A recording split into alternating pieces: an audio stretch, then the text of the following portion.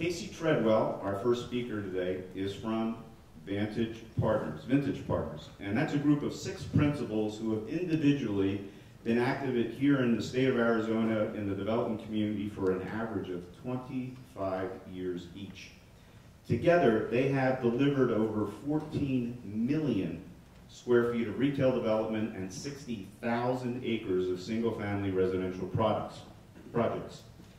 Casey has been in the commercial real estate business for over 8 years and began his career right here in Tucson with Bourne Partners, where he oversaw the development of not one but 2 large shopping center projects, each in excess of 300,000 square feet. Now at Vintage Partners, Casey is responsible for development management as well as shop, pad, and anchor leasing.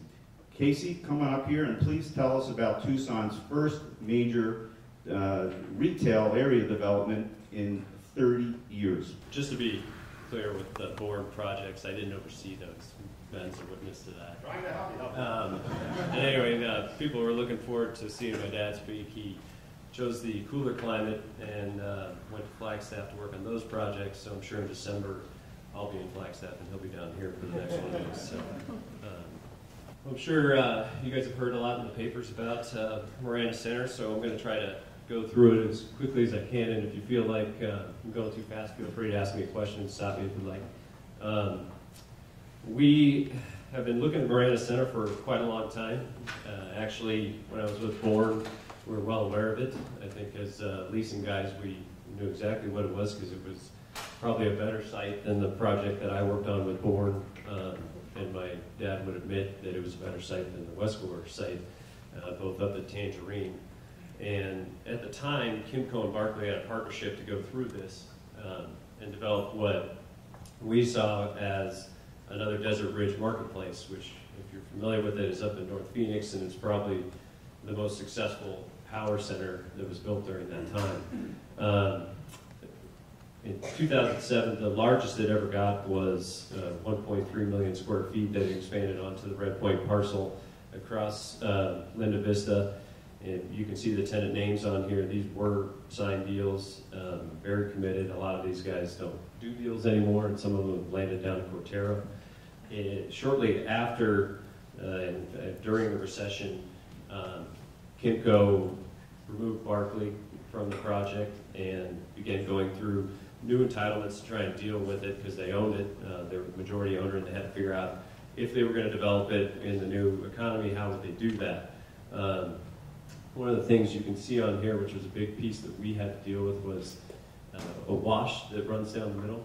It's a 404 corridor, and it created a natural divide in the project, as you can see on these 2 site plans, that Kimco, I'm not entirely sure why they did it, but when we tried to remove it during our development, we found that it was going to take us years, and after just completing a 404 project in Flagstaff, we knew that probably wasn't worth the challenge. So some of the site plans you'll see when you come up, as we get further along, you'll notice that we had to work through it when the original plan that you just saw for Kimco and Barclay for the Desert Ridge style project didn't have to deal with it.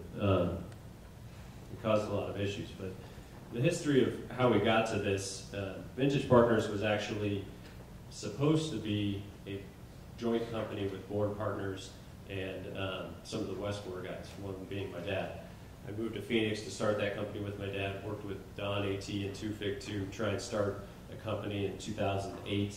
The recession kind of got the best of us and we weren't able to do that, but at that time, my dad and I were working in an office that had executive suites, and we met a guy named Scott Jensen who we saw every day working down the hall. And he knew what type of projects we were going for, and at the time he was leasing and managing Foothills Mall. So he was well aware of our interest in Tucson. He then went to Kimco, and you'll see his name, you saw his name on the leasing flyers for Kimco before, and during that time that he went to Kimco, we became the new Vintage Partners, which is where that 60,000 acres of residential comes in. Our capital partners were all residential developers before, and they needed some retail expertise on a project, and long story short, we ended up starting our company together. But we kept in touch with Scott. He knew we were still interested, and he also knew that Kimco had an issue with trying to get rid of this project because they just didn't know how to develop it for tax reasons, and they couldn't sell the pieces of it. They needed to sell the whole thing at once. And in 2011 and 12, they started to realize, maybe we could sell this whole thing and to a developer who could go do these outlet malls. And we were introduced to a guy named Bill Brown at ICSC by Scott. And at ICSC, I think it was 2013, and basically had a handshake agreement. Scott had hyped us up enough that he trusted we could get through this project, and we came to an agreement at ICSC and put it in escrow, and he introduced us to the outlet malls, which was really the first step in the project and the only reason that we could go after it at that time. For those who are familiar with what was going on then, Macerich was trying to do an outlet mall up at Tangerine.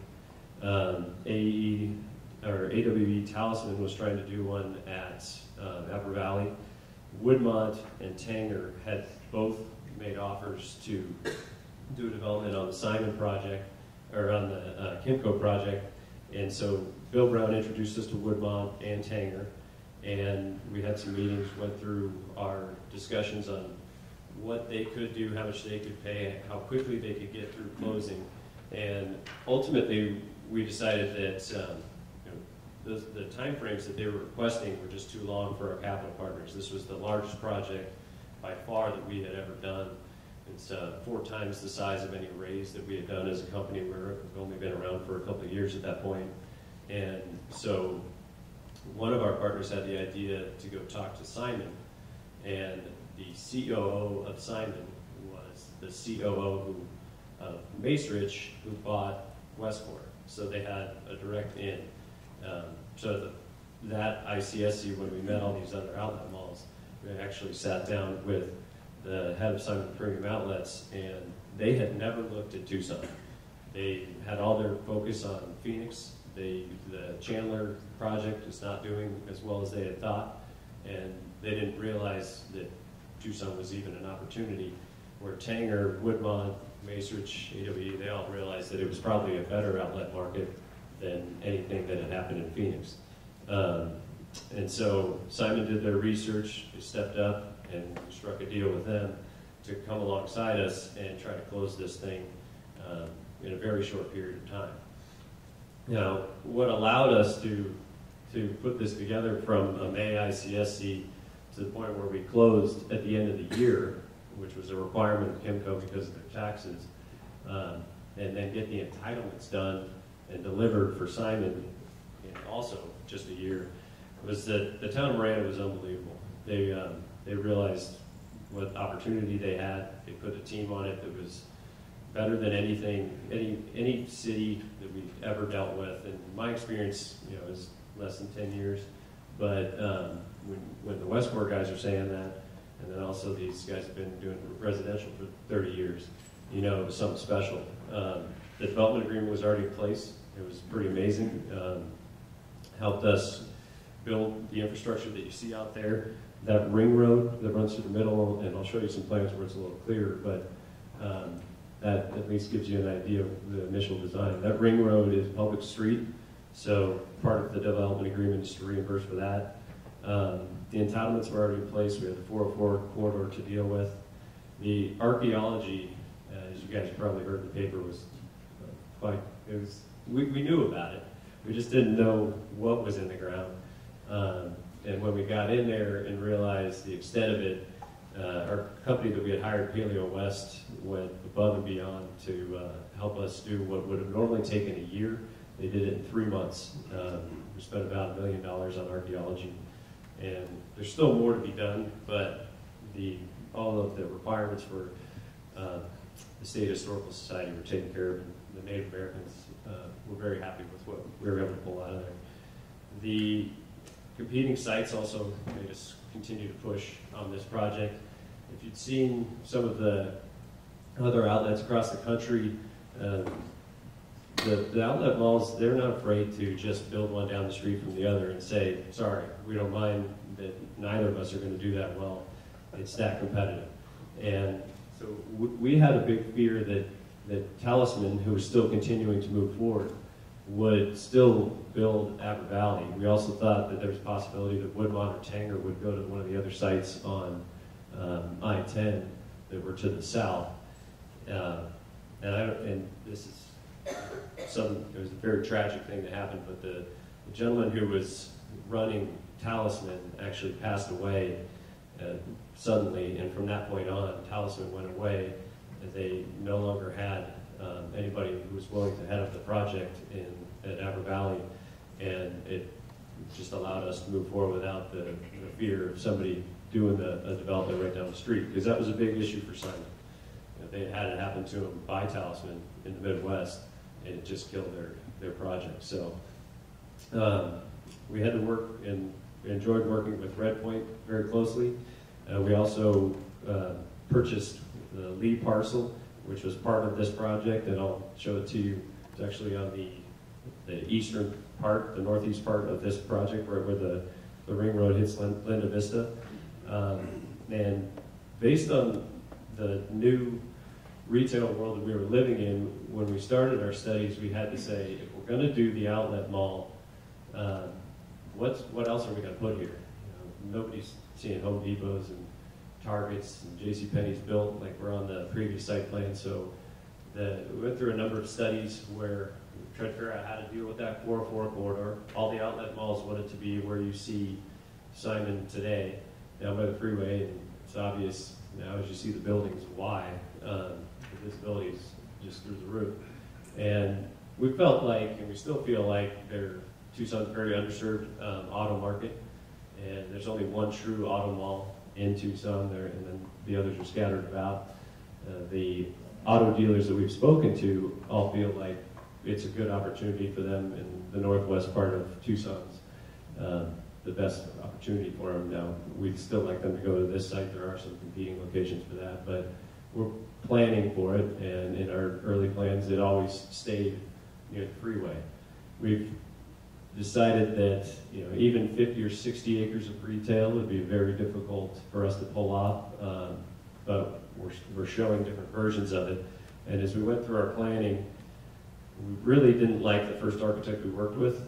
They just didn't seem to grasp what we were trying to do. We moved on to who we're with now, which is RSP Architects. They seem to have a better understanding of how to deal with the 404 corridor and then possible retail designs. These are a couple of the early ones where we actually chose this auto layout, and on our new plans, that's what you'll see is the auto up on the freeway with the ability to expand it. The retail pieces on here where it says theater, fitness, major A, grocery, all that's entirely up in the air. We can do anything we want there. We think big regional players in the furniture world, and then the new anchors of retail developments, entertainment, these big entertainment uses that are doing projects all over. They're really something that could fit well with the outlet. And so we have some site plans that we don't have on here, but that show the entertainment uses or some of the larger users they could draw regionally, like the outlet will, and have some good co-tenancy. Basically, this project went from just to rehash it, May 2013, ICSC in Las Vegas, we had an agreement a handshake agreement with Kimco, had all those meetings with the outlets. We closed on the project in 2013. It was a $30 million raise that was by far the biggest thing we'd ever done. Simon was committed before that. That was one of our requirements. The archaeology had to be done in a very brief amount of time to get done by summer of 2014 so that we could meet Simon's grand opening. And their plan is to open October 1 of this year. And with that, we think the energy that everyone's going to see on site should spur the next wave, which hopefully is the auto, but if it turns out to be one of the other phases, we're fine with that as well. There's some significant infrastructure that needs to go in for our next phase, and we actually have a hotel developer who's in escrow and we'll need to bring in some sewer lines for that. So if something else comes online, you'll see a lot of work going right after the outlet opens. So that's a very quick, sorry if I went through it too fast, but let me know if you have any questions or want me to go into more detail on something that we did through there. Last week's paper had an article about kind of a mini exodus from Foothills Mall. Tenants going out to Simon. Can and will Foothills Mall remain an outlet mall with the competition? You know, in my opinion, it won't remain an outlet mall. It'll continue to go towards more of a power center hybrid. It just makes more sense, especially in this current retail market. Simon has the ability to strongly suggest that national retailers go into their projects, and where they may have a doubt in one market, they may be desperate in another market. So we always kind of knew that the guys who said no early on at Foothills, that there was a good chance that they would end up in the outlet mall. It makes sense for them to be clustered together, even if they're successful at Foothills. It's more of a regional pull. What is it about this location that makes it a good location for your use? For outlet mall? Outlet mall and all mall. What are the things that you look at? Well, one of the first things we heard from the outlet malls, just to talk about why they were interested, when they were investigating the Macerich site, specifically up at Tangerine, they didn't realize that that site was outside of, I think it's a 75-mile free trade zone. And so they started looking in. And that's when they started contacting Kimco. And one of the keys for the outlet, knowing that they were truly regional, was to get to that Mexican national population. If anyone's seen Tucson Mall, you know that it's a very big part of that shopper. And they do know that a large population from Mexico comes up and shops in Chandler, so that will cannibalize them. But the decision was made that if we're going to get cannibalized, it better be us and not somebody else. When you're the largest mall owner in the world, you can do that. But that was the big reason for outlet. Auto, we think that logically something needs to be done for the northwest part of Tucson. And being along I-10 gives it more of a regional pull. I'm not sure if it'll land on I-10, but we hope it's our site. If it's not, then I still think it'll end up, the next auto mall will be on I-10 somewhere. Not really a question, but congratulations to the Marana Center, who was identified as a top 20 for the MPA Common Ground Award ceremony. And it was such a strong application due to something you commented on, was the relationship with the town of Marana. So well done. Thank you. Yeah, the town of Marana, can't say enough about it, but never would have happened without them.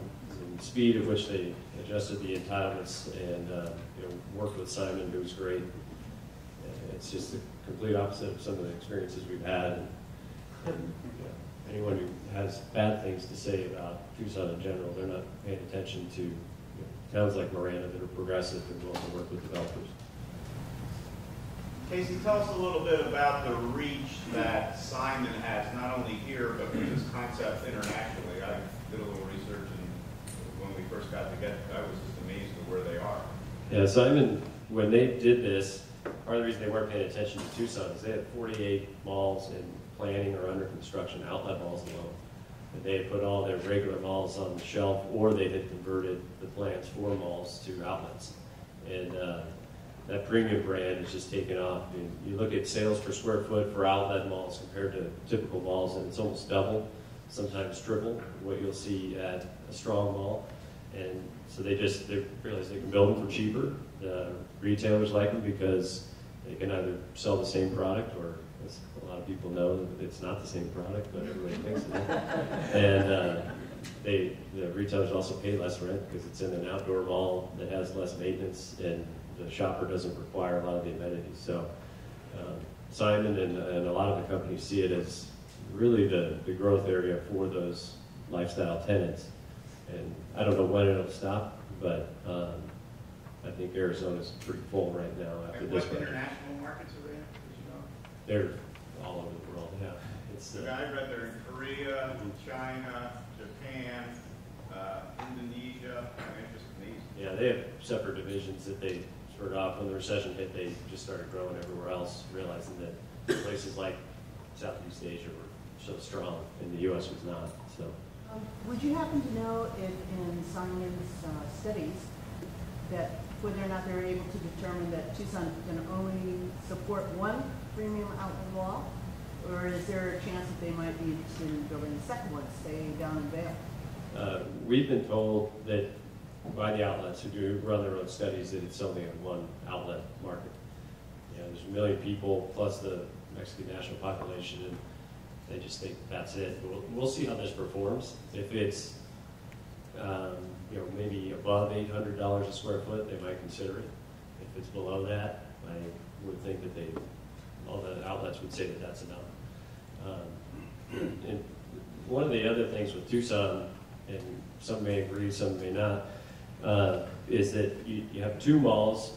One of them's huge and the other one's undersized, and for 1 million people plus having that population across the border, there needed to be another true mall. And with Foothills kind of going the direction it did, this is going to end up being that third mall. And it's a different model, but we think that that should support it. So we'll see how it does and then see what happens. Is the mall bringing in any new retailers to Tucson? Easiest way to put it is if you look at the Chandler project, you'll have almost the same lineup. It's just the way, and so a lot of those will be new.